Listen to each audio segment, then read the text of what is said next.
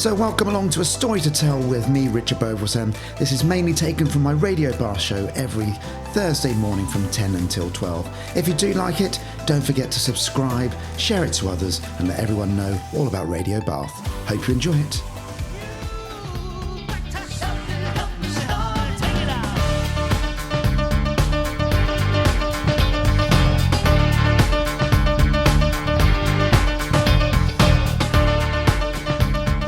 Morning everyone, I'm back from holiday, woohoo! And yes, I am slightly browner than I was before, and I've been in Spain for 10 days and it's been lovely. Coming back now, I'm looking out the window, I know the weather said it was dry and everything, but it's raining, so it's quite depressing really to come back. But anyway, that's life. So it's Richard Beauvoisin here right until midday today. My guest today on A Story to Tell is Richard Saunders. He was in last year. He is a cricket umpire, and we're going to be talking about cricket. If you don't like cricket, there's other things we're going to talk about as well. So we're going to talk also about his time as an RAF officer, and I'm also ex-RAF, not in the officer side of it though. So we're going to talk a lot about that as well. If you have any questions or any music requests even, email studio@radiobath.com, or you can text Bath followed by a message to 80011.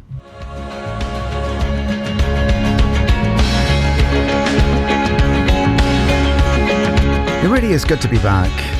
I've missed Radio Bath. Now my guest is sat opposite and I said, any song requests? And Richard said, oh, what about you two? I still haven't found what I'm looking for. Why did we play that track, Richard? Well, last Sunday I was umpiring in the county under-19 T20 finals at Burbage and Eastern Royal. And at the fall of a wicket or at the end of the over, we had a DJ there playing music. And every single time one of the young players hit the ball out of the ground and the fielders went to look for it, he would play, I still haven't found what I'm looking for. Did they ever find the ball? Oh, yes, we found the balls. But we also have a collection of spare balls to make sure that the game can continue. But yes, they found the balls. Fabulous. Now, you are here today. Last year, we are neighbours, yeah. And I mentioned about that I love cricket, and one of my favourite features on Test Match Special is a section called Ask the Umpire, and would you come in and do Ask the Umpire? John Holder has been the person doing it. He has now retired from doing it. Yes, he has. Which is quite sad in lots of ways. I think the banter that they always have on the Test Match Special team is just incredible. But you agreed to come in and do it, and we had such fun. I said, you've got to come in again, and here you are. And I'm very honoured and grateful that you asked me back for the second time. Yes, I enjoyed it last time. A bit daunting, walking into the unknown, but enjoyable nonetheless. And as I said, honoured to be asked back, so thank you very much. No, it's I think you did a brilliant job. So talk to us about what your cricketing umpire credentials are then. Well, I am an umpire in the recreational game, so amateur. I'm affiliated to the Wiltshire Association of Cricket Officials, and as such I umpire in the Western Premier League. So I will be graded as an M3, which is an ECB grading given to umpires, which allows me to stand or recognise a level of competence to umpire in Premier 1 in the Western Premier League. The grade above that is M2, which is for what we call the national panel, so they would do minor counties games and county second team games, etc. I also still a member of the United Kingdom Armed Forces Association of Cricket Officials, so I still umpire in a number of military games. In fact, the first 2 days of this week I was umpiring in a T20 competition, the Intercorps T20 competition, which finalises today. Okay. So I am very much an amateur umpire, love what I do, and very pleased to be umpiring in the Western Premier League, which is probably, I've now reached the peak of my umpiring ladder, as it were. I've probably got age against me. I was going to say, we were discussing on the way in that you were talking about other chaps that had kind of gone on and done more. What's your ambitions, I suppose, about being a cricket umpire? Well, I think when I started umpiring about 12, 13, maybe even 14 years ago, and at that time, an ex-player, I couldn't imagine a summer without cricket, which is why I got into umpiring. And I did, I suppose, like every amateur umpire, have ambitions have the ability to get to the national panel and do minor counties games. Being the next Dickie Bird. Well, yes. Could anyone replace Dickie Bird? But your age, as one becomes mature, I won't say get older, as one becomes mature, the body tells you can do things, well, the mind tells you can do things, and the body Can't write those cheques anymore.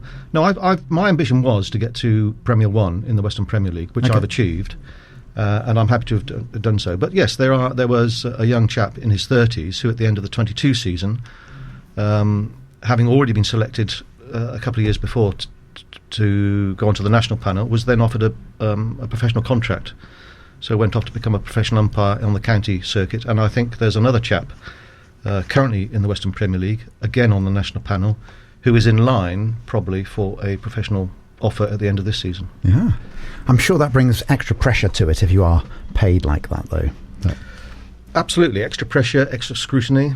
I experienced the extra scrutiny shortly. I did this year. I was fortunate enough to stand on the county ground at Taunton, umpiring Somerset Ladies versus Gloucestershire Ladies in a one-day game, and on the main ground at the county ground in Taunton. And they had two very large scoreboards, which at the fall of a wicket or a boundary turned into big television screens, and there was a reasonable crowd watching. So I was suddenly acutely aware that every decision I made was suddenly broadcast on these big screens for people to look at, so the scrutiny was quite intense at times. You didn't have the scenario of the third umpire in your ear saying, "You're now on screen." If only we amateur umpires had that support, but we see things once in real time and have to make a decision. And generally, over the years, I know there's been, before TV replays and the equivalent of VAR that you have in cricket, the review system, the majority of decisions were correct, and umpires were very respected for it. Well, yes,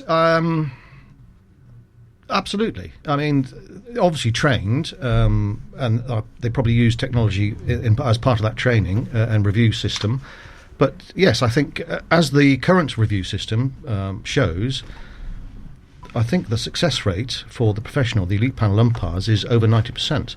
Yes, they do make mistakes because they're human beings. Yeah. And by definition, all human beings will make mistakes every now and again.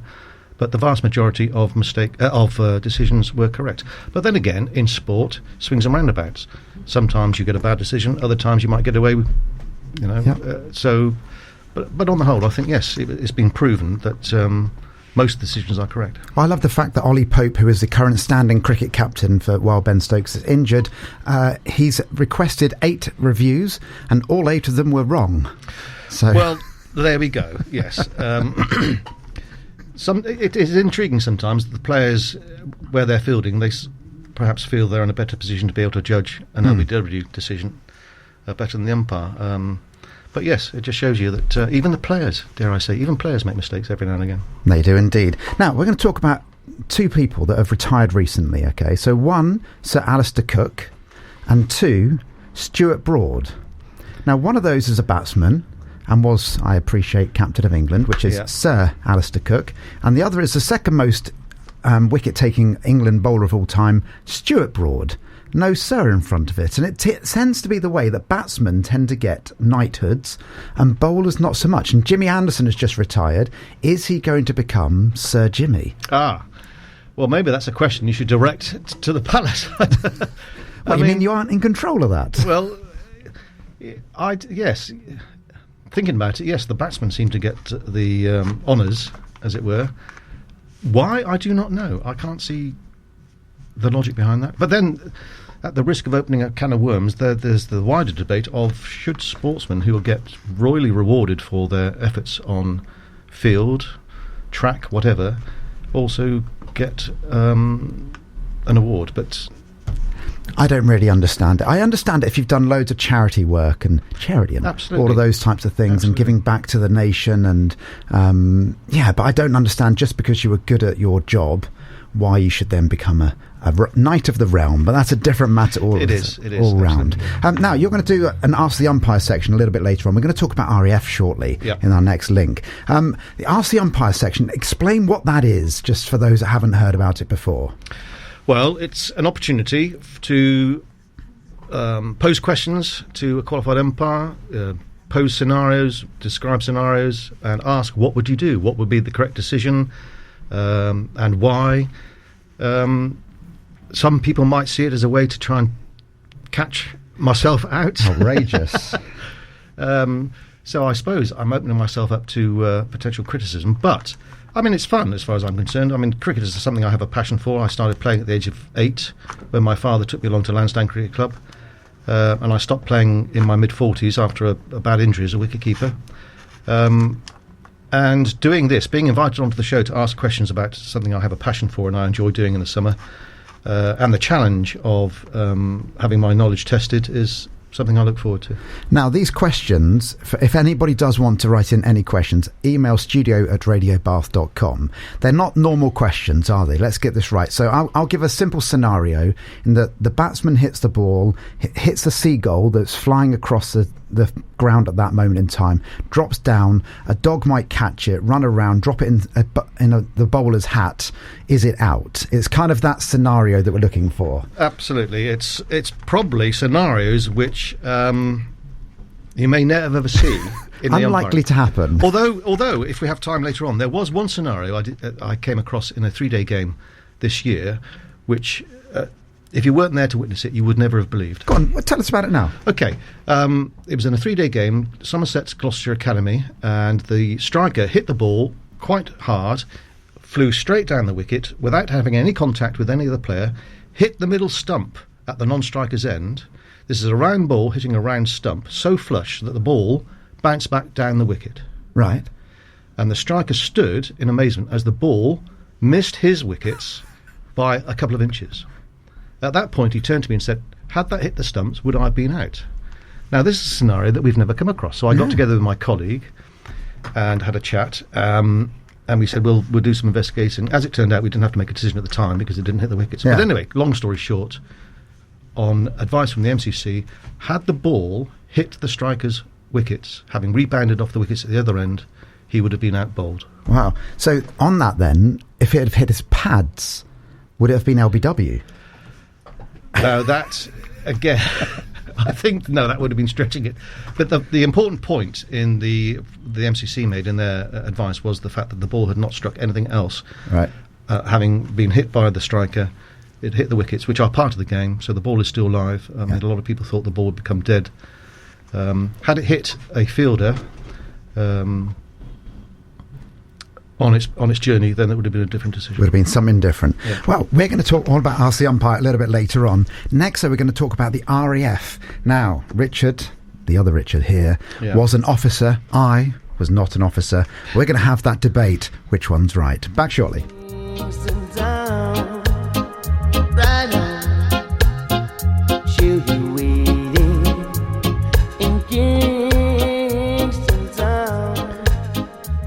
I almost went proper DJ, and there's Kingston Town by UB40. Don't know why I did that. Just kind of feeling like the back to being a DJ again.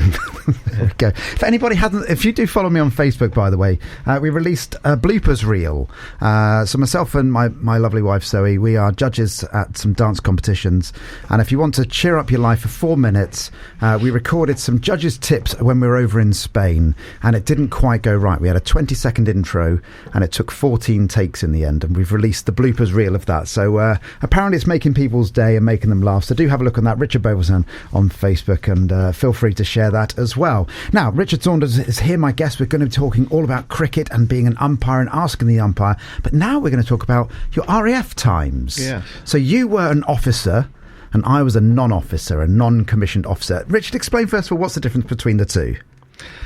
Right. A commissioned officer is someone who, having gone through the selection process and successfully completing the training, will get written basically a commissioning scroll, which is signed by the monarch. Whereas a non-commissioned officer is someone who joins as in the Air Force, it would be as an airman, and they work their way up through their competency levels and assessments as becoming what we call a senior NCO. So once they get to the rank of sergeant, flight sergeant, warrant officer, is what they call a non-commissioned officer, and do not have the scroll signed by the monarch. And there's, my understanding is that it comes from kind of like a long history ago of when we had different classes in the society. Yes. So you had the upper class, effectively, that were the officers, and all the everybody else.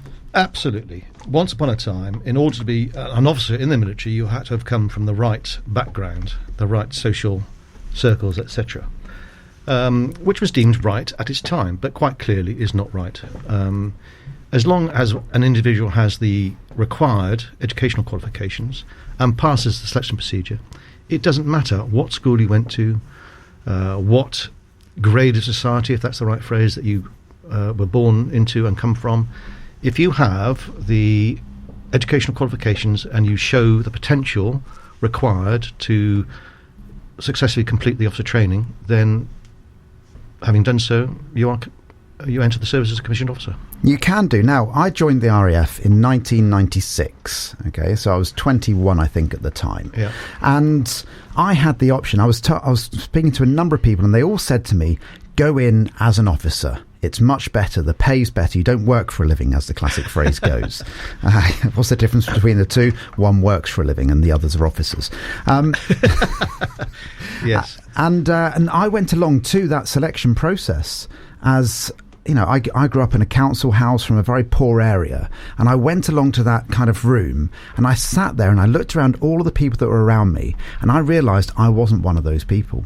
And I sat there and felt very uncomfortable because one was talking about his papa that flew jets and all of these types of things. Yeah. And it still seemed back in 1996 as if you weren't from the right area, you weren't in the right place. It was still that scenario.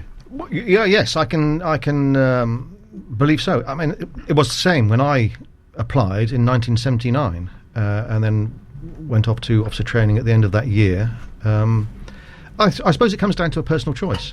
I mean, as I said, there's nothing to stop anyone from any background whatsoever, as long as they have the educational qualifications required going into the commissioned route. But it's personal choice. And yes, one could argue that certain qualities in terms of living conditions, etc., are better, or were better, they may have changed, were better as a commissioned officer. For example, I shared a two-man room for the first 6 weeks of my officer training, and thereafter I was in a single-man room and had a single accommodation all the way through. Let's compare that to the non-commissioned officer. So for my training, I started off in a 20-man room. Yes. Listening to Oasis at 4 o'clock in the morning on full blast with the lights on, and being showered by a water bottle, and dreaming to myself that it was raining in my dream when actually I was just snoring and they were trying to shut me up. Slightly different. Well, absolutely.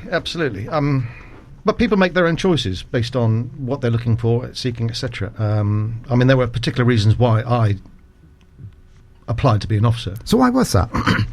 Well, my father was an officer in the Royal Engineers, and he wanted me to follow him into the Royal Engineers. He had it all mapped out for me. The idea was that I was be shipped off to Welbeck, which was the Army's private sixth form college, to do my A-levels, and then Sandhurst for officer training, and then to Shrivenham, the military university, for a degree in engineering, and then into the Royal Engineers. I was not accepted at Welbeck because at the time I was playing a lot of sport, and my mock O-levels the results weren't as good as expected. Okay. And my school said they weren't even going to enter me for O-levels, and a requirement to get in there was a pass in maths, English, and a science-based subject. But also I wanted to fly. I sort of burst Dad's bubble by saying one day, Dad, I'm going to join the Royal Air Force because I want to fly. Now, during the Second World War, in order to fly an aircraft, you had to be a minimum of a senior NCO rank. But after the war, in the era that I joined, in order to fly an aircraft, be a pilot, you had to be a commissioned officer. So that was my driving force to applying for a commission, because I wanted to be a pilot. Now, subsequently, I was not successful in pilot training, and I went into control of aircraft. But so the main reason I applied to be a commissioned officer is because I had a desire to be a pilot. Okay. Well, my journey was slightly different, which I'm just going to very quickly say. So I originally looked in at being an officer, and I realised I wasn't one of those people. I then went into the same room, but with all the lesser people, shall we say, and I felt one of those. So I then went in as that, and I looked at it and thought, right, what do I want to do? Do you know what? I'll become a physical training instructor so I can keep in good shape for all of my life. And I did my training, and you had to spend 3 days up at RAF Cosford going through all of the different parts that they would do to see if you could get selected as a PTI, physical training instructor. And I did all my training in swimming, and I was in amazing shape. I had a full six-pack. I was looking brilliant, and what they wanted was runners. So I failed massively, and I came 7th out of 8th, and the top 4 got selected. So I then went back, and I'd done very well in the aptitude tests, and they said, well, you can basically choose any trade that you like. And I went, that one there pays more. And they went, well, you become an engineer then. I went, all right. And that was it. And then I became an engineer, fixing aircraft, which I loved, I have to say. I loved, and it was great. And again, people have said to me, I'm from Portsmouth originally, why didn't you join the Navy? And I said, it's very simple. If I join the Army, I'm on the front line and I'm likely to be killed. Didn't fancy that. Or if I join the Navy, you spend a lot of time away at sea, and for those that know me, I get seasick, so that didn't really appeal. And in the RAF, the basic principle is that if you are a normal person and not a pilot, basically you are staying away from where the action is, and you wave goodbye to the pilots, and they go off to the field of battle, and you're okay. And I thought that appeals more. Well, there's another attraction which some Army colleagues have thrown at me. When you go on operations, the Army dig in, whereas the Air Force check in. Absolutely. So there's an advantage. But interesting you say us and them, commissioned, non-commissioned. I mean, we all wear the same uniform. We all are like-minded individuals, and we all have the common goals, etc. Yes, there are some people who see themselves as more privileged than others. But I have to say, I spent 41 years to the day in the Royal Air Force. And in that time, clearly, I came across a wide number of people and individuals. And some of the best officers, in my experience, that I ever came across were individuals who'd come up through the ranks because they'd seen both sides of that particular coin. Yeah. And had an empathy for it. And I must say, some of the not so good officers, shall we say, I came across are people who did have that feeling that they were privileged and had a right to be there without having earned it. Were not as effective, shall we say. Again, I found it a very difficult path in that I'd seen, I never became a senior officer or anything, so I didn't spend long enough in there.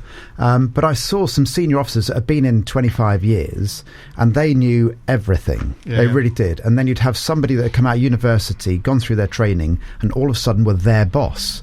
And I found that a very difficult thing to try and accept because it didn't quite make any sense. They had no idea what they were doing, yet the person had all the ideas of what they were doing were underneath them. Yes. When I joined the Air Force, a graduate would get accelerated promotion and would get to the rank of flight lieutenant, captain in the Army, quicker than a direct entrant.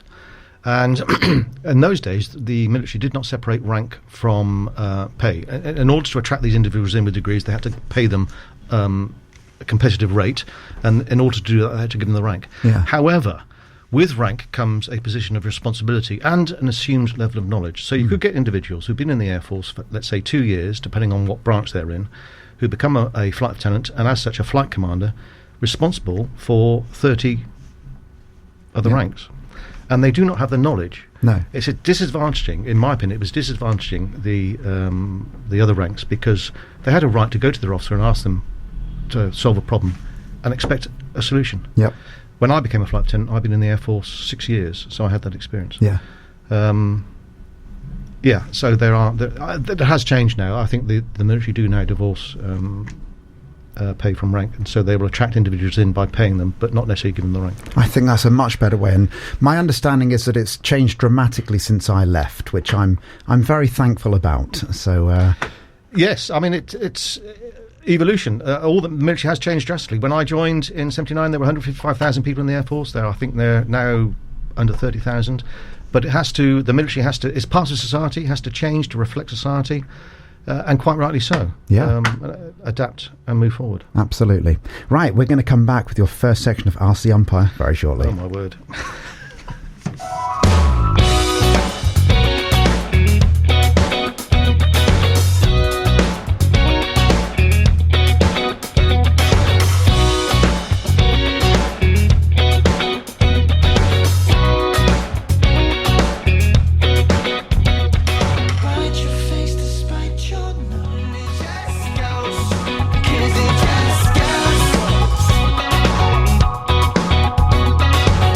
Love that track. That's Just Girls, or even just Girls, by the 1975.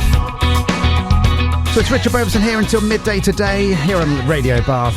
Richard Saunders is my guest today, and we're doing Ask the Umpire. It's our first section. How are you feeling about this, Richard? Fine at the moment. Fine at the moment. Now, we've got loads and loads of scenarios that have been sent in. Yeah. Okay. All of these are completely plausible. They are all possible. That's all we're going to go for. Right. Okay, they're not necessarily likely. Okay. But all are possible. Okay, so are you ready for the first one? Yeah. Right. On a windy day, a large piece of sticky paper, probably from a spectator's packed lunch, blows onto the field. The ball from a lofted drive lands on the sticky paper and becomes wrapped up in it. At no time did the ball touch the grass. A fielder picks up the ball, still covered in the sticky paper, and struggles to unwrap it while the batsmen cross for another run. The fielder then appeals for a catch with pieces of sticky paper still on the ball. What's your decision? Right. Well, the sticky paper is what we would regard as a foreign object that's come onto the field of play. Right. That would not normally be there. So, as soon as the ball becomes entangled with the piece of paper, the umpire should call and signal a dead ball. Oh, we're back to... So John Holder is famous for calling. If he doesn't know the answer, he just says, dead ball. Well, it does apply in a lot of scenarios. So, yes, I would call and signal dead ball. And from the moment the ball is dead, no further action can happen. So, in other words, no batsman can be out. So, the appeal for court would not be upheld. Okay. Any runs completed by the batsman to the point where the ball becomes dead would count, including the run that they are currently undertaking if they've crossed. Okay. So, dead ball as soon as it becomes enmeshed, no, not out, and runs awarded as I've just described. Lovely. So a dead ball, but they get the runs. Right, here's the next one then. A fielder attempts a catch. He makes contact, but fails to hold on and crashes to the ground. As he falls, his shirt comes out of his trousers and the ball lands on his shirt tail. He picks it up and appeals. Is it out or not out? No. Again, we are in the dead ball scenario. The fielder's shirt should be tucked securely into his waistband. So the fact that it's come out and the ball has hit that, as soon as the ball hits the shirt on the ground, the umpire will call and signal dead ball. Okay. It would be extremely unfair to penalise the batting side and give the batsman out in that scenario. So, again, it's a no ball situation. Sorry, a dead ball situation. A dead ball situation. All right. Here's the next one then, which is kind of similar to some degree. Okay, and that is a fielder leaps high in the air and gets his hand to the ball but fumbles it. The ball drops straight down and lodges in his shirt. The fielder takes the ball out of his shirt and claims the catch. Is the batsman out? Sure, it's the same scenario. Well, one would think so. However, Law 33 covers what constitutes a catch, a legal catch. And one of the subparagraphs of Law 33 clearly states that if the ball becomes accidentally entangled in either any of the external equipment worn by the fielder or their clothing, the decision can be out. So in this scenario, with the ball accidentally lodging in the fielder's shirt, on appeal, the umpire would give the batsman out court. So if they had pockets or something like that and it dropped in the pocket, that would still be okay? Accidentally. Now, but different scenario, if the fielder purposely opened his pocket for the ball to fall into, then that's different. Running back and opening up the shirt pockets. Exactly. So if it's an accidental. Now, there is one thing, though, that's changed this year, certainly in the recreational game, and that is the concussion protocol. Yeah. Law 33 states that if the ball becomes accidentally and trapped or ensnarled in either the external equipment or the clothing of the fielder, then a batsman can be given out. However, with the new concussion protocols, if there's any contact with the head, so in other words, if a ball gets lodged within the grill of a batsman's a fielder's helmet, the ball is immediately dead, and from that moment, no batsman can be out. Okay. And again, no runs can be scored other than those that are already in progress. I was having an imagination then. One of the last times I played cricket, and I did play for the station in the RAF, and I remember being in the outfield and the ball came out to me and I managed to catch it. Yeah. But my technique, let's just say, wasn't great. And from the other side of the field, you actually heard the ball thump into my chest as I didn't quite get the hands in the right place. And it went through my hands and landed on my chest, but I then did still manage to catch it. So obviously it was out. But I can't have the scenario of somebody catching it in their mouth and then they'd be concussed. What would happen then? And they would only do that. They'd only do that the once. I expect. Well, again, as soon as there's any contact with the head in the recreational game nowadays, any contact with the head, right, be that ball on head, bat on head, any part of a body on head, ground on head, the ball is automatically dead, whether it's called by the umpires or not. Hopefully the umpires will recognise there's been some sort of head strike. I'm just looking at the scenario, like they've done this amazing catch in their mouth. They're like a dog flying in the air, hung. Yeah. And they've caught the ball, and then with their mouth and their teeth, and unfortunately it's then not a catch. It's not a catch. And I would assume they'd be more interested in trying to find their teeth. They probably wouldn't be very well, and their dentist would be very happy because they'd have a very, very big bill. Right. Okay, next one for you then, which is slightly different. When an extremely athletic fielder takes a catch, he performs a triple somersault, leaps high in the air, completes a twirl, lands, and bows to the wildly cheering crowd. The two batsmen are not happy. They do not believe this is in the spirit of the game. Do you agree? Well, there's nothing in the laws or the spirit of cricket that governs how... Explain what the spirit of cricket is, first of all. Well, the spirit of cricket is... cricket is meant to be a gentleman's game. So things like... give you an example. If a striker is backing up too much, one would argue, in the spirit of cricket, the bowler can stop and, instead of whipping the bails off and running the non-striker out, give the non-striker a warning. I notice you're leaving your ground. I'm giving you a warning. Don't do it again, please. That is what we would term being the spirit of cricket, as opposed to immediately whipping the bails off and running them out. Okay. So it's the conduct, it's the fairness of play, it's the gentleman's game, as it were. As I said, there's nothing in the laws of cricket or the spirit of cricket that governs how a fielder may or may not celebrate a dismissal. So in this instance, whether the batsmen like it or not, the decision is still out.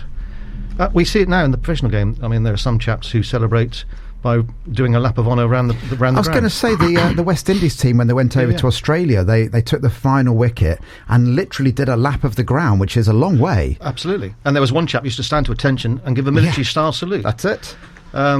Yes, so... I mean, I would congratulate the chap for doing a triple somersault and wish I could do the same. You always could. Just to let you know, I have a great phrase, which is when somebody says, I can't do something, I always put the word yet on the end of it. Yet. So I can't do a triple somersault yet. Well, there's also another caveat. Once, maybe. Try it once, never do it again. I think if I tried to do a triple somersault, my daughter would laugh at me quite dramatically. So, Right, here's the next one then. Okay. In a village match, they're always village matches, aren't they? Let's face it, it's not unlikely to be the professional game.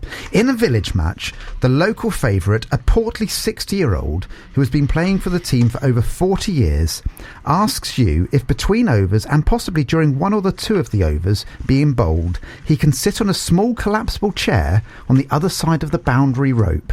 Do you agree to this? Right, this is interesting. Now, in terms of the laws, a fielder may not leave the field of play without the umpire's permission, or regularly like that. So, in terms of the law, no, you wouldn't agree to it. As soon as a fielder leaves the field of play, they start to accrue penalty time. And, for example, if they're a bowler, having come back onto the field of play, they're not allowed to bowl until they've been on the field of play for the same amount of time they've been off. However, this is a village cricket game, and there's an unwritten law 43. There are 42 written laws of cricket. The unwritten law 43 is one of common sense and pragmatism. Okay. Certainly, if this was a request in a Wepall League match, quite clearly the answer would be no. Yes. The fielder may retire if a fielder is feeling tired or whatever. He may retire and go off the field of play. But no, not to sit off the field ball by ball. But in the village cricket match, if it's a friendly, then maybe I would approach the batting captain and ask if he had any objection. I mean, at the end of the day, it's these sort of matches which are not competitive league cricket. It's a village cricket match, more of a carnival atmosphere. It is the player's game. We umpires are there to officiate and see fair play, etc., etc., etc. So some people might criticise me for it, but I would approach the batting captain and say, we've got this chap, well loved, etc. Would you mind? And if he said no, I wouldn't mind, then turn a blind eye to it. But in terms of if you're applying the law strictly, he would not be permitted to do it. I'm just thinking of the scenario that if he was, as the description goes, a portly 60-year-old man, and he was patrolling the boundary. I empathise with him, by the way. then the chances are is that as a batsman, I'll be thinking, I'm just going to hit it either side of him because he's unlikely to be running very fast to get it. Absolutely. So, yeah, you relax as much as you like. And we're back after the news with Richard, here till 12 o'clock today. Any questions you have for him, studio@radiobath.com.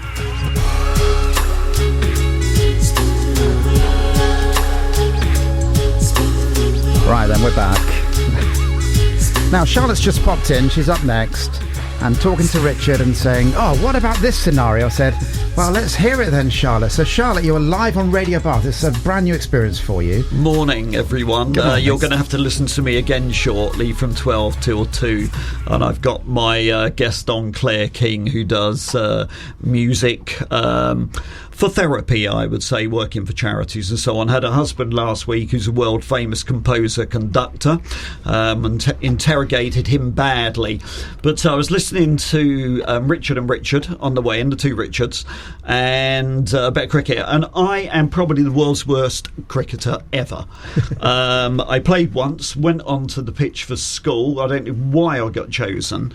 I got clapped on. It took me longer to put the pads on than I was actually on the field. Got clapped on, one bowl, and I was just troopsing back off the field in about 2 minutes to be clapped off again. And that was my whole experience of cricket. But anyway, I was listening to these scenarios this morning that Richard was putting to Richard, and I thought, what about this scenario? So the batsman hits the ball, it flies in the air and lands on a branch of a tree and sits there. So the fielder goes up, takes the ball out of the tree. Is the batsman in or out? Now, I was listening to your dead ball, is it called? Was it dead ball? Dead ball, yes. Dead ball, right. So, okay, now that's what you call a foreign object. But a tree isn't a foreign object because it's probably been there since before the field was. You're absolutely right. And, in fact, there are a couple of grounds within Wiltshire that do have trees inside the boundary. One is at Burbage and Easton Royal. Right. The other one is at Thornbury. In fact, I was umpiring at Thornbury a couple of weekends ago. Now, the fact that a tree being inside the boundary is normally covered by local rules, regulations. However, the standard one is that if the ball strikes any part of the tree, and that means even flicks a leaf in its crown, and it's inside the boundary, then it's automatically 4 runs. Automatically 4 runs? Yes, 4 runs really? and the ball becomes dead and it's 4-run boundary. Really? If a tree that is struck outside the boundary and the ball has not touched the ground, having left the bat, it's 6 runs. Okay. So if a branch of that tree, which is rooted outside the boundary marker, overhangs the boundary, then the local rule is that if it strikes that branch, it'll be 6 runs. Okay, right, another one then. Now we're going that way. We're not going to talk about toilets today. That's right, you carry on. We'll talk about cricket balls instead then. Let's talk about balls instead of toilets. Hypothetical scenarios. So the batsman hits the ball, hits the tree outside of the boundary, which would automatically be a 6, and it bounces back and the fielder catches it. Again, as soon as the ball strikes the tree, 6 runs are awarded, the ball is dead, no further runs can be taken, and no batsman can be out. Right, okay. Wow, this is fascinating. This is setting a whole new perspective on cricket to me, something I know zero about. I was saying when I walked through the door, I'm what you class as a cricket atheist. That's probably a bit strong. More like a cricket reprobate, I said. Well, you were also talking about the fact that, you don't really hear about the women's game. Now, yeah, I did. Myself and Richard, we travelled in together, and we were talking about the 100, which is a new cricket competition. It's been around a few years. And we were talking about the reasons why it's been there, and a lot of it has been commercial, but part of it was actually to promote the women's game more, because what happened is that you have the women's game in the 100 and the men's game taking place in the same venue on the same day, and it means that the women are performing in the big grounds and actually getting massive audiences as well. And publicity. And it's had a massive impact on the women's game because of the 100. What does the 100 mean? What is the 100? What is that? Oh, good luck. 100 is a competition where each side bowls 100 balls. It's very similar in concept to the T20, which is 120 balls. Right. It's a quick format of the game. Right. Lots of action, lots of big hits, etc. Right.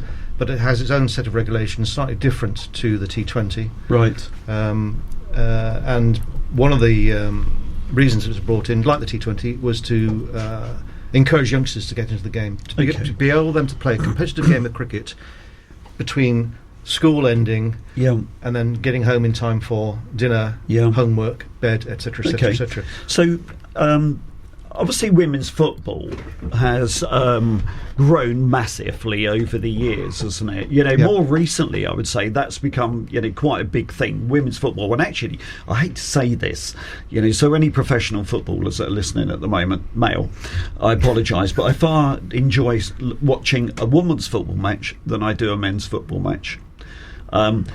So, is cricket for women a really big thing now? Is it growing year on year? Absolutely, it's growing massively. I mean, the professional counties, Somerset, Gloucestershire, etc., they will all have women's teams. Right. And in the recreational game, where I officiate, Wiltshire have their own women's games, going from the ages of 11 all the way up to 18. Okay, right, interesting. And with a full fixture list. And I must admit, as an umpire doing the ladies' games, I mean, the standard of cricket is really very good. Yeah. I can remember playing for a touring side years ago, and we used to go off to Spain for a week's sunshine and play 3 games of cricket before the English cricket season started. And one year we were joined by a lady called Erin Thompson, who was at that time, or had been, an opening batsman for England. Right.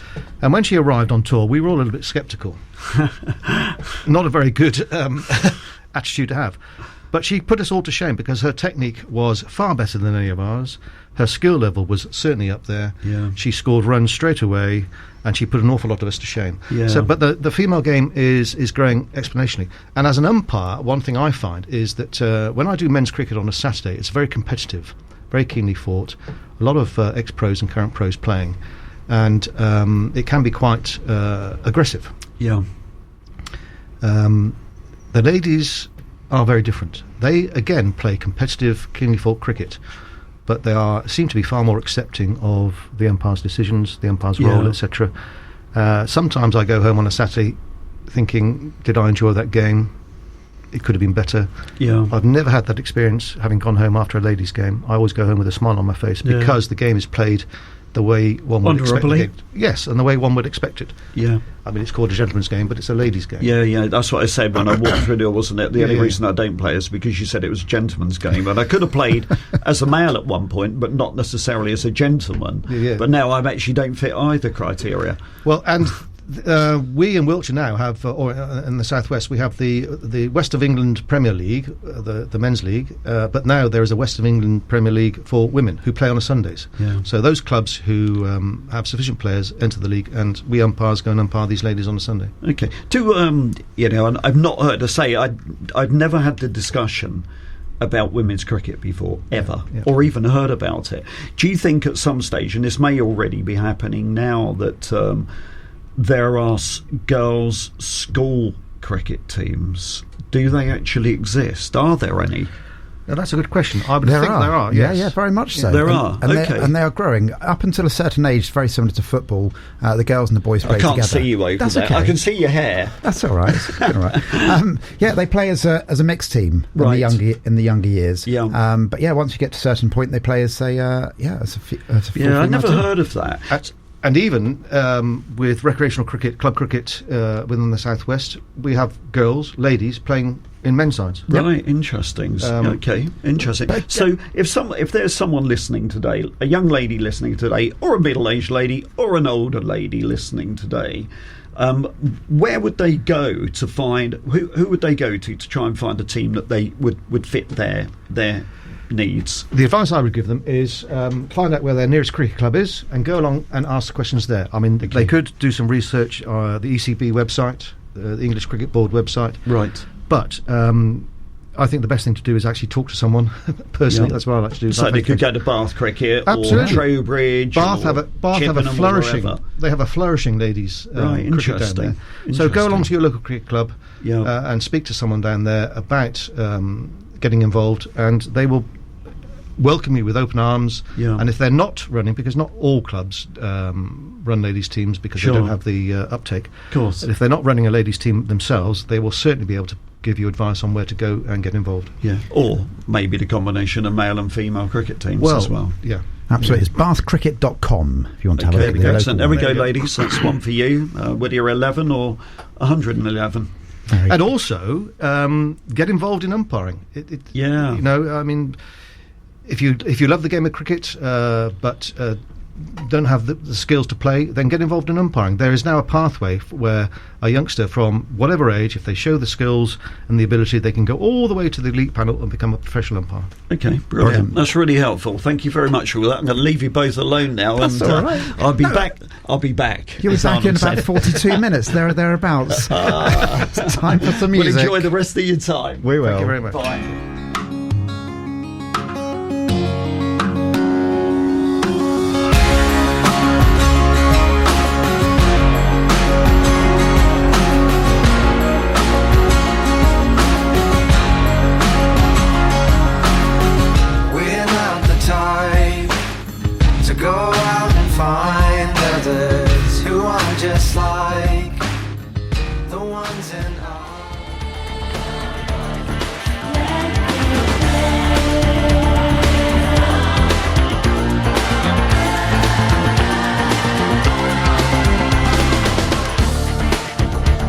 There's Like a Prayer Madonna, new from the Deadpool and Wolverine movie. If anyone has seen it, I'd like to know if it's worth going to see. So I like Deadpool. Deadpool, have you seen it, Richard? Deadpool. No. Have you any idea what that is? A film? A film. It is a film. It's a really. I've watched the first two of it. Okay, and it really surprised me because all superhero type movies, they get bashed around and all sorts of weird and wonderful things. But it's quite playful. Deadpool's not quite the same. It's like almost a horror movie but done in Marvel. And people get their heads chopped off and stuff. It's kind of weird. So I don't know what the Wolverine one's like, but we'll find out. Anyway, back to cricket. So it's time for the Ask the Umpire next section. So for those that weren't listening earlier, Richard is a cricket umpire and we're going to give him some scenarios and he has to tell us, as an umpire at recreational level and league level, what he would do. Okay, so are you ready for the next one? Yep. Right. So, as a fielder slides to stop the ball on the boundary, his foot pushes the rope back. It isn't repositioned, and a few balls later, a batsman skids to the same area. The fielder holds the catch, but with 1 foot beyond where the rope originally would have been. Do you give a 6, or is it out? Right.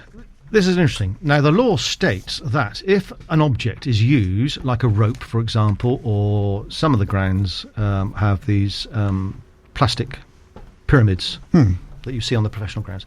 If an object is used to mark the boundary that moves, that object should be moved back straight away. If it's not moved back straight away, then the original position of the boundary still stands. Okay. Now, in the recreational game, it's very difficult to adjudge that. We have to rely on the integrity and honesty of the fielder. In the professional game, they've got all sorts of technology, cameras, etc., and they can look at it. So in the recreational game, if the rope is moved by a fielder sliding, and on the next ball, the fielder takes a catch, and he has one part of his body, a foot, let's say, over where the original boundary was, then I would signal 6 runs. It would be 6. If his foot was inside where the original boundary was, then the batsman would be out. Okay. So, yes, short answer, if the object is moved, the original marker of the boundary is extant. Brilliant. Okay, now, the next one needs a little bit of explanation, first of all, about what is LBW. Leg before wicket. This is where a batsman can be given out on appeal if the ball, having hit him on the pad, him or her on the pad, would have gone on to hit the wickets. However, there are certain criteria that need to be fulfilled. Okay. For example, the umpire needs to consider where the ball pitches. If the ball pitches outside the line of leg stump, the law says the striker cannot be out. So that's it. That's as far as... Why is that rule there? To be quite honest, I don't know. I'm just trying to think about... I mean, why? There is an argument nowadays that's saying if the ball is going to go on to hit the stumps, where does it really matter where it's going to pitch? But anyway, as the MCC laws of cricket currently stand, if it pitches outside leg stump, then the batsman is protected from LBW. On the offside, there are a number of things we need to consider. The ball can pitch outside the line of the off stump However, it's then important where the ball strikes. It must strike the pad in line with the stumps. Okay. As long as it has no contact with the bat, it's purely on the pad and it hits the striker in line with the stumps, and in the umpire's opinion, and there's lots of things to consider, the height of the ball, the distance from the point of impact on the pad, the distance to the stumps, has the ball moved because there's been spin on it, swing, etc., etc. But if in the umpire's opinion the ball would have gone on to hit the stumps, had it not hit the pad, then on appeal he can give the batsman out LBW. Now, if the ball pitches outside the stumps and hits the striker's pad outside the line of the stumps, and the striker is not playing a shot, the law changes slightly again. Okay. In that scenario, point of impact is outside the line of the stumps, the striker is not playing a shot, again, looking at all the other considerations. If in the umpire's opinion the ball would still have gone on to hit the stumps, the striker can still be given out LBW. Okay, now a quick question for you then. So back in the day, the spinners always said they got a hard time because there's many times when they thought it was going to hit the stumps and the umpire said, no, that's not going to hit the stumps. With the introduction of the video review system, it's been proven that actually a lot of those would have gone and hit the stumps.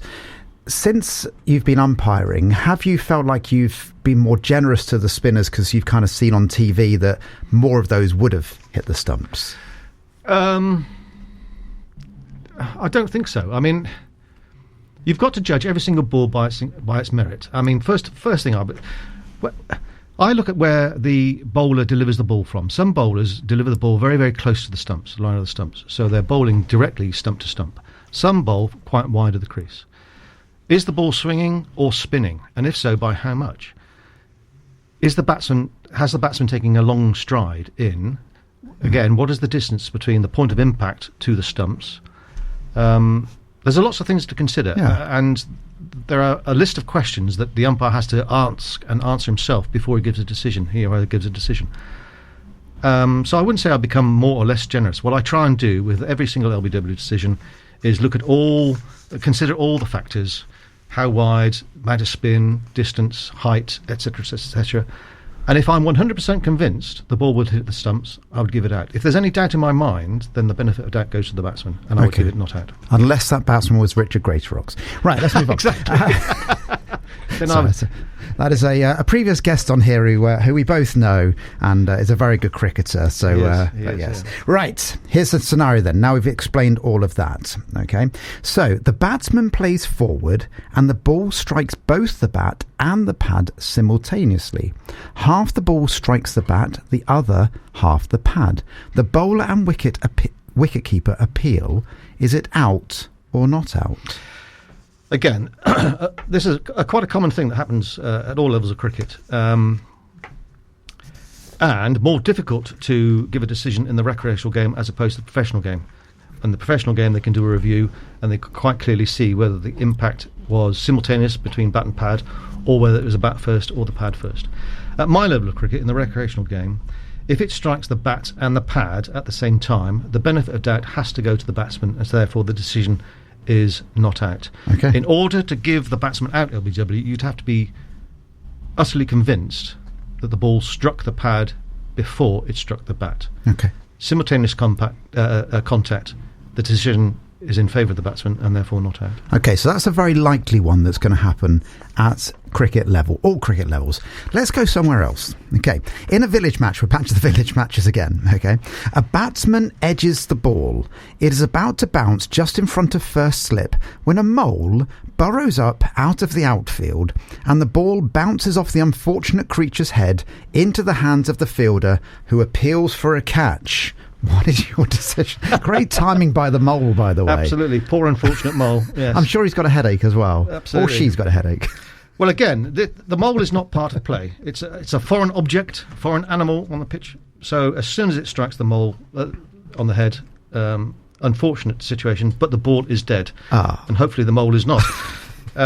So as soon as the ball is dead, no wicket can fall and no runs can be scored. Okay, so the mole hopefully has survived, the ball has not. Yeah, it's similar, for example, if a dog runs on, the ball is hit into the outfield and a dog runs on. And catches it. Or picks it up and runs it off, the ball is immediately dead. Right. There is another consideration the umpires have to consider, and that is whether the ball had sufficient momentum to have crossed the boundary. If, in their opinion, it did, they would award 4 runs. Okay. But if not, the ball becomes dead as soon as the dog picks it up, and any runs scored up to that point would count. Right. Here's your next village match then. Are you ready for this? In a village match, a batsman who is a practicing barrister is annoyed to be given out and expertly argues his case at length with you and your fellow umpire. After several minutes of courtroom dramatics, he finally accepts your ruling and leaves the field. His replacement runs onto the field to take guard, only for the fielding captain to appeal for him to be given out, timed out. 5 minutes have passed since you raised your finger to give the previous batsman out. What do you do now? Right. Well, firstly, the umpire should not have engaged really in the discussion with the outgoing batsman. It's interesting that there's a fine line between what can be considered dissent, which is punishable under Law 42, which is player behaviour, player conduct, and disappointment. In the Western Premier League, there was a big discussion about this prior to the season. It was decided that the answer to that question was 5 seconds. So if a batsman is still at the crease 5 seconds or more after a decision has been given, then he's showing dissent. Okay. So in this particular scenario, I would not have engaged with the batsman in conversation, and it would be entirely unfair to penalise the batting side because one of their players... it'd be entirely unfair to penalise the incoming batsman because his predecessor had stayed at the wicket too long. Yeah. So I would not give him timed out. Okay. But one thing I would do is talk to the captain of the batting side at some point and probably consider reporting the barrack room lawyer who argued the point, consider reporting him for a level 1 offence, which is showing dissent to an umpire's decision. Fabulous. By either word or deed. Your last one then, and we've got your quick fire round. As your previous guest, you've got the second set of questions in your quick fire round, which you have no idea what they are. No. Right, here we go. This, again, is highly likely. He says, a fielder's wig flies off as he fumbles a high catch, but seeing the ball drop onto his wig on the grass, he picks it up and appeals. Is it out or not out? Well, like a cap, a wig should be worn on the head.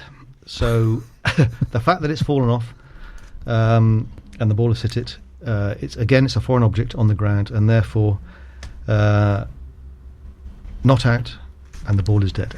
And no matter how your wig is. And I would suggest getting some better tape or adhesive. That would be a good thing. We're back with Richard with the quick fire round very shortly.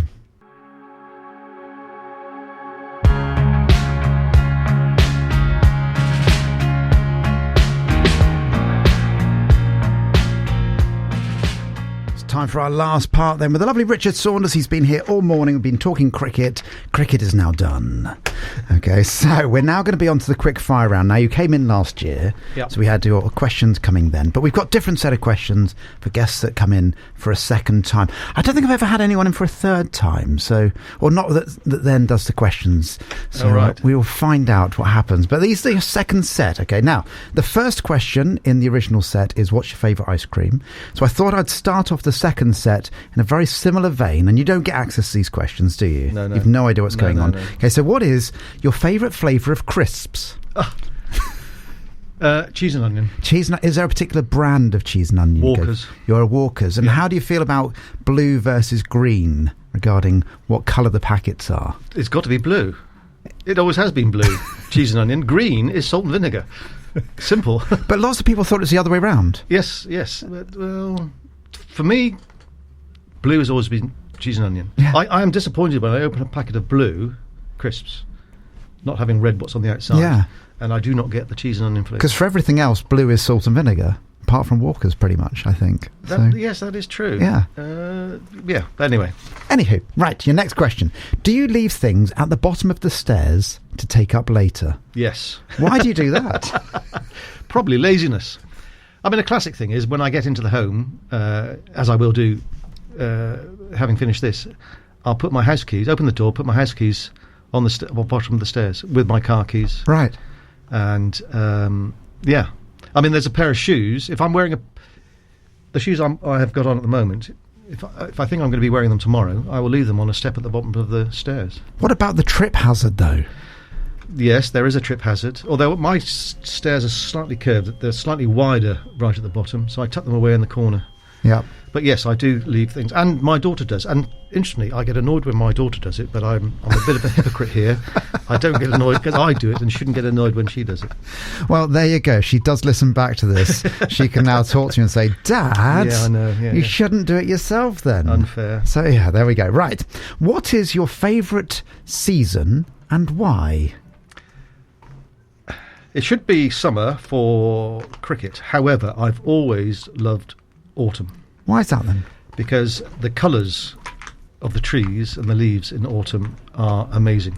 And I can remember when I was a child, one of the things that my parents always did during the autumn was we'd have a family trip out to the Arboretum at Westonbirt. I've never been. I keep meaning on going, and I just never quite got there. It's. I mean, they've got trees from all over the world, absolute glorious colours. So if you go at the right time of year, it's an absolute picture. So I've always loved the autumn. Okay, fabulous. Right, I love this question. Is pineapple on a pizza mamma mia, or just simply wrong? Well, I would say wrong. Right. However, and I had this the other day at a cricket tee, I love pineapple chunks and cheese on a stick. But pineapple is simply, a pizza effectively is a cheese sandwich. It is. It's a hot cheese sandwich. Yeah, difficult. Cheese and tomato sandwich. I'm not a fan of sweet and sour sort of things. I know that the pineapple and cheese on a stick is contrary to that, but no, given the choice, I would go for a pizza without pineapple. A pizza without pineapple. It's the Italians don't like it. Yeah. However, I love a bit of pineapple on pizza, as long as you cut it up small. If it's too big, it makes everything wet. Yeah, so, and too sweet, maybe. I don't mind that bit. Right, if you could travel anywhere in the world right now, where would you go? Africa. Oh, that's a big place to go. Anywhere in particular in Africa? Well, I've been fortunate enough to go to Kenya, Tanzania, Ghana, and of all the places I've been fortunate to go to with my career, Africa has left the biggest impression because it is just, as you say, massive. Yeah.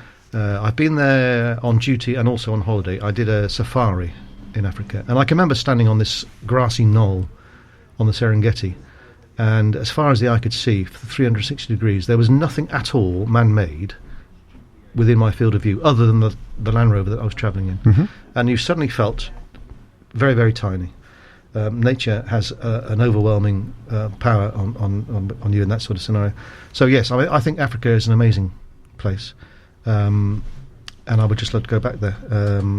There's much more of Africa that I would love to see. Yeah, I've been to a very small part, and I would love to go back. I would go back in a heartbeat. I've equally done a safari in Tanzania and done the Serengeti, and again I had a very similar scenario. The thing that really struck me that I thought was very bizarre is I was again in a Land Rover, nothing anywhere, and had full mobile signal still. Really? Well, yeah. And I thought, I don't get signal in where we live at home, and yet here I am in literally the middle of nowhere and got full 5 bars. Yes, and yet you could not see a... No. The other thing that struck me was that when we stopped for lunch next to a waterhole, and we were watching hippos and things, not 20 minutes earlier, we had stopped next to a pride of lions. And they were within 6 feet of the Land Rover and ignored us, just got on with whatever they were doing. 20 minutes later, we were at this waterhole and we got out to the Land Rover to have lunch. There were no fences at all between us and where the lions were. Yeah. And that suddenly dawned on me, so I sat in the Land Rover and had my sandwiches.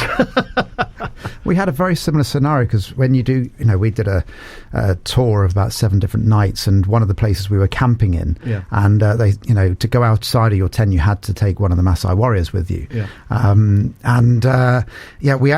We were laying in our tent and we saw the shadows of the lions walking past the end of the tent. That was quite interesting. You could hear them just going past. Yes, and they just accept these man-made objects as part of the scenery and just pass them by. Right then, if you could have any superpower, what would it be? Flight. Flight. It's quite a common one, flight. Yeah, why flight then? Well, to have the freedom of a bird, to be able to take off and soar through the sky and travel in any direction and land, and I think that would be, yes, absolutely magical. Yeah, I think flight would be a lovely one to have. Right then, are you an early bird or a night owl? Definitely an early bird. So you like getting up in the morning then? I've become more of an early bird as I've matured, grown older. Once upon a time in my younger days, I was definitely a night owl. And I could never understand why my father said, no, the best part of the day is early in the morning, the house is quiet, everything. But I appreciate that now. I mean, as I said, I spent 41 years in the Air Force. So I had to get up early as a requirement for job, all the rest of it. But even now that I'm retired, I'm still getting up at 6 o'clock, 5:30, 6 o'clock in the morning. And I do quite enjoy the quietness. During lockdown, I used to go out for my walk before the rest of the world had woken up. And I find, whilst the occasional late night is fun, I can't handle them as well as I used to. That's fair enough. I have the pleasure of kind of almost doing both. Yeah. So I work most evenings and get up quite early in the morning. But yeah, I'm definitely a night owl, that's for sure. Would you ever do a skydive? Yes, I would. Would you? I have considered it. Okay. Again, I've got friends, colleagues, ex-colleagues who do it for sporting pleasure. I mean, one could argue the only way you should jump out of an airplane is if the airplane's about to crash. I mean, that's a pilot's view. But no, again, I think the exhilaration of skydiving. I mean, I'd be quite nervous because, I mean, you're plummeting at terminal velocity, 120 miles an hour. If the chute doesn't open, that's it. Yeah. I know you've got a reserve, but these things do fail. But yes, I would definitely give it a go. Now, the reason this question is in there is that over a year ago, I said for the Children's Hospice Southwest that I would do a skydive as part of my 50th birthday celebrations. I haven't done it yet. Oh, right. I keep mentioning it on live, on air, because I will do it. I turn 50 in November. I'm now extending it out that it'll be part of my 50th celebrations, which will take place over my 50th year. Well, I mean... Are you going to join me? If invited, I would love to. Yeah, we'll do it together. I would love to. We'll do it together Yeah, then. absolutely. All right, we'll travel down there. We'll do it down in Devon. And yeah. Yeah, no, absolutely. All right. We'll have to do it for charity. Oh, yeah, of course. Yes, I think it's a good thing to have in one's bucket list, I think. Yeah, I think so. Right, so there we go. Live on air. We will do it. I will contact them. I've just got to get medically cleared because I used to have a bad back. So that's been my hold-up. And it's part of my list of my jobs to do is contact the doctors to get cleared to do the skydive. Haven't quite done it yet, but there we go. Right, two questions to go then. What was your dream job as a child? My dream job as a child... So when they said, what do you want to do when you grow up? I've never grown up, but then... Well, yes, that could be said about me. I suppose, like a lot of youngsters, professional sports person, footballer probably. Yeah. But I never had the talent. But yes, I suppose, yeah. I would love to have been a professional footballer. Sadly, my ambitions were not matched by my talent. You're not quite the standard then? No. I was a very keen amateur.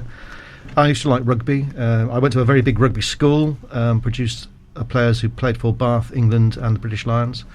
I was knocked out twice on the rugby field, not having seen the individual who hit me. And I can remember the games master saying to me, Richard, you're not a very good rugby player. You're a better cricketer. If you carry on playing rugby, you're likely to get killed. So I would suggest you concentrate on cricket. Go for cricket. It sounds like a much better option. It really does. Right, your last question then. What is your favourite memory? If you just could choose one immediately, what comes to your mind? What's your favourite memory? Crikey, there's so many to think of. Always a tricky question, I know. It is. What's it going to be? I would say the being present at the birth of both my children. But obviously the first one is the first memory. I mean, there's so many to pick from, but I wanted to be a father. I was married twice. The reason my first marriage failed is because it was amicable separation. My then wife decided she didn't want to have children and I wanted to become a father, so we went our separate ways. I married a second time, and when I did become a father, that's a huge event in anyone's life. Yeah. And I'm fortunate enough to have two wonderful, healthy daughters. So yes, it would be the memory of becoming a father. Amazing. Thank you so much for coming on today, Richard. You've been absolutely brilliant once again. Thank you very much indeed for inviting me. I'm honoured. And go well. Thank you very much indeed. I could stay away